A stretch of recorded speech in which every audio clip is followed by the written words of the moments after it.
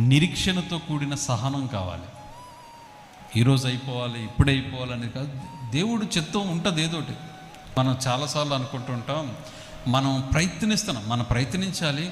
మనం ప్రయత్నించినప్పటికీ అది కాలేదంటే దాని వెనకాల దేవుని చిత్తం ఏదో ఉంది. అంటే ఒక నిర్ణయ కాలం ఉంటుంది, ఒక సమయం ఉంటుంది ప్రతి దానికి.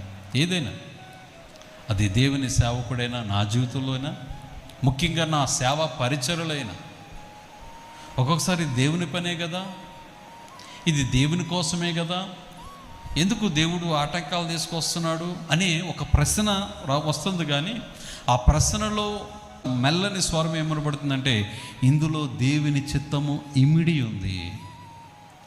దేవుని నిర్ణయ కాలములో ఆయన చిత్తాన్ని బయలుపరచడానికి అన్ని రకాలుగా అటు తిప్పుతాడు, ఇటు తిప్పుతాడు, అటు తిప్పుతాడు. ఇశ్రాయేలు ప్రజలను ఎలా అయితే తిప్పి ఎక్కడ తీసుకొచ్చాడు?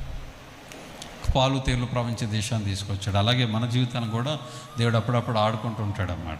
మొత్తానికి ఆయన చిత్తంలో దేవుడు అటు ఇటు తిప్పి మొత్తానికి మనకు కావాల్సినటువంటి ఒక గమ్యస్థానానికి తీస్తాడు.